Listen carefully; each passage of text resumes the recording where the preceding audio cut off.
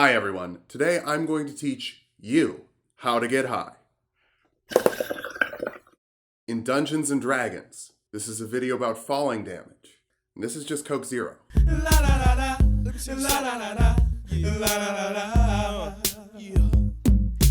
If you're like me, you love giant, ridiculous jumping attacks, so when you play D&D, your character often does something like this. It's time to die, dragon!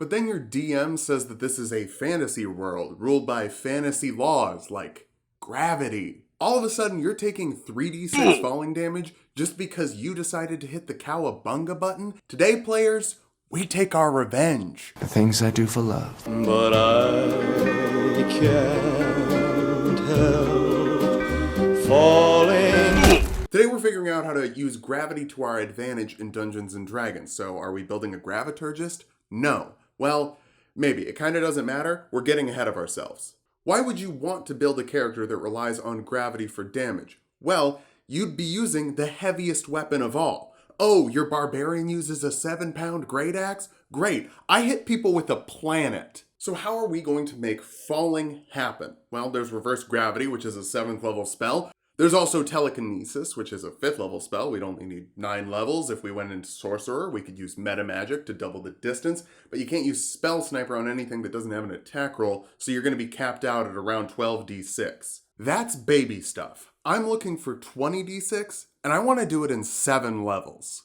Are you a baby? No. I'm going to assume you've never played D&D before. You were recommended this video after watching the Bring Me to Life music video too many times. Welcome. Don't be afraid. I'll explain it for you.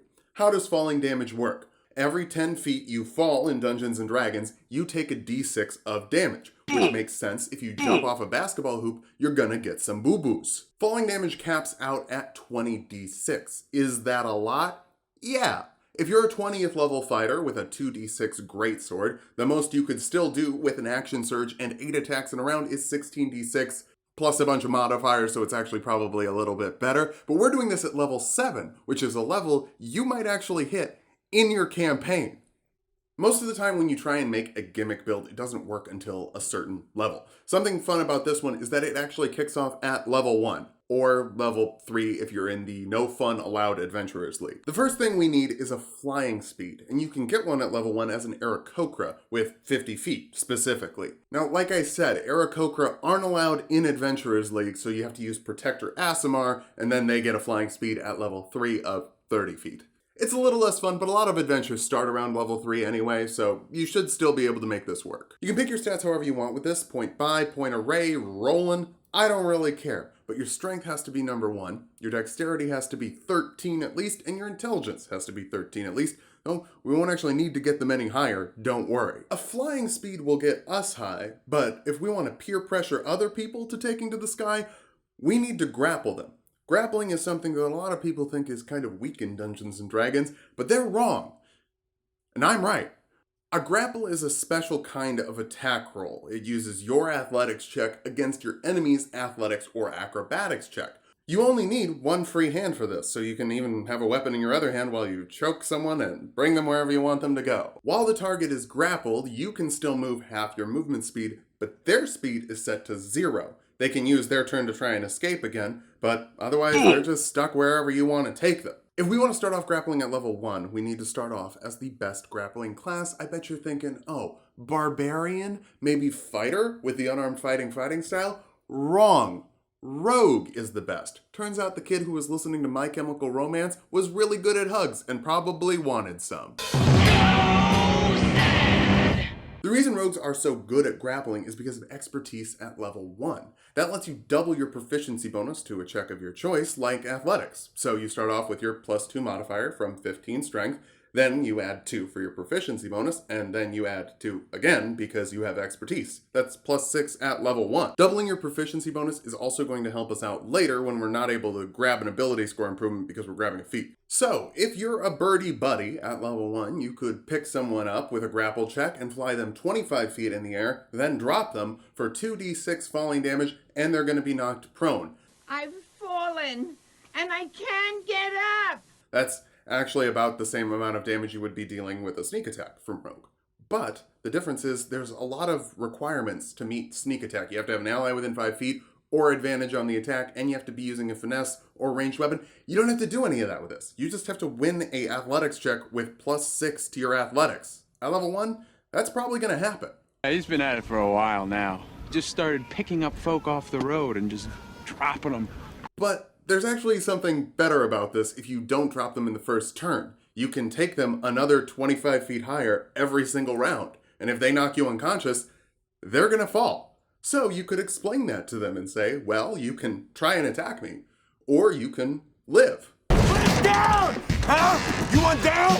Second level of Rogue is where this gets nuts, because you get cunning action, letting you dash as a bonus action. So you can grab someone and take them 50 feet into the air, then drop them for 5d6 damage. We'll compare that again to a fighter. If they use their action surge to attack twice with a greatsword, that's going to be 4d6 plus their strength modifiers. But they can only do that once per short rest with action surge. You can do it every round. Oh, but Phil, you absolute dingus, you fool! You've forgotten you still need to fly back down to the ground to pick them up the next turn. Well, rogues are proficient with short bows and short swords, so you could just shoot someone from the air, then fly down to grapple them at the beginning of your next turn, or fly down and stab them, and then pick them up next turn. Again, you only need one free hand, so you're good to go.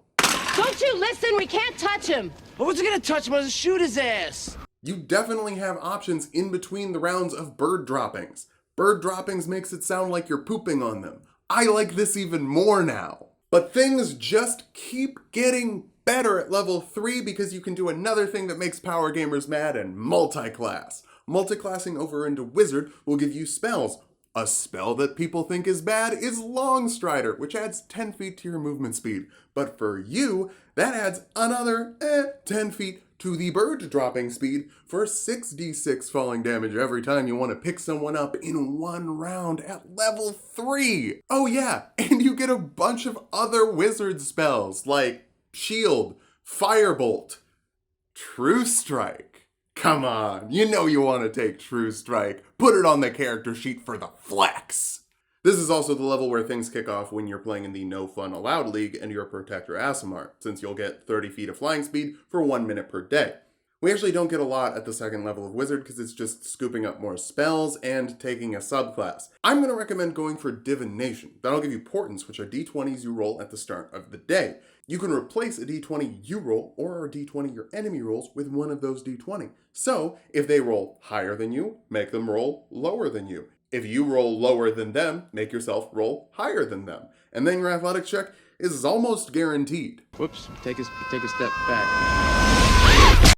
Third level wizards get second level spells, and this is a really good one for you because you can scoop up Enlarge Reduce. That'll make you a bigger creature, which means that you can grapple bigger creatures. If you're a large sized creature, you can grapple huge sized creatures. A hill giant is a huge sized creature. You can pick them up. They have a +5 to their athletics check. You have +8 with advantage thanks to Enlarge Reduce. If you drop them twice from 200 feet, they're probably gonna die. That's the challenge rating you're currently at, and you just picked them up and drop them and end the encounter.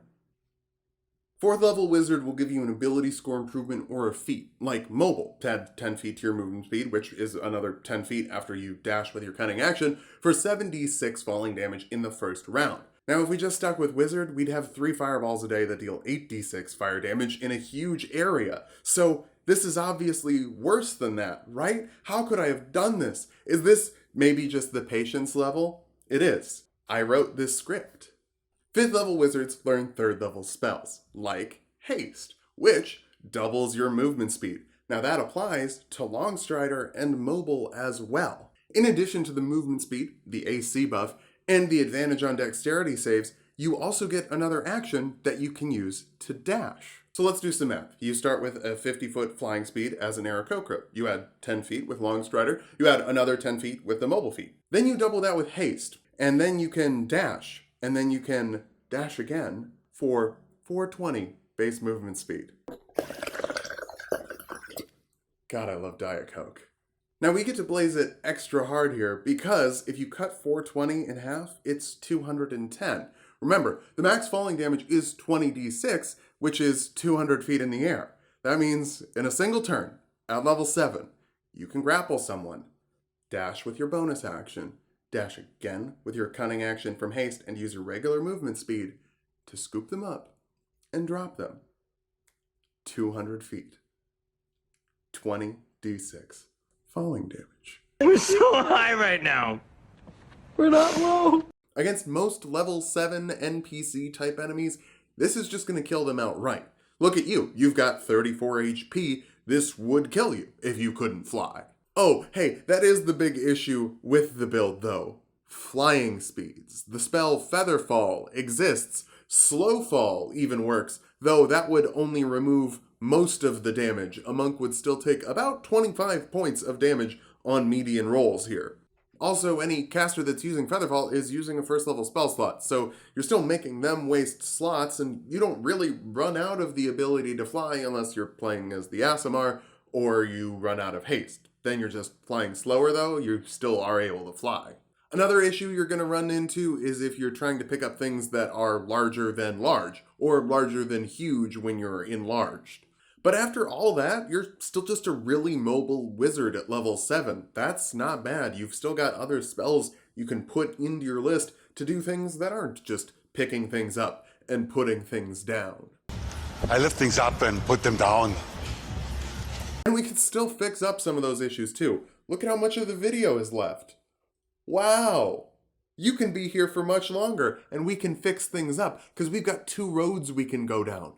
2 sky roads. The first road is Tiffany. We're calling it Tiffany because it's going to go down the swashbuckler path. Swashbucklers get to activate their sneak attack damage as long as there isn't someone else within 5 feet of the person they're swashbuckling. Now, if you bring someone 200 feet in the air, I think you're alone now. That's why it's called Tiffany.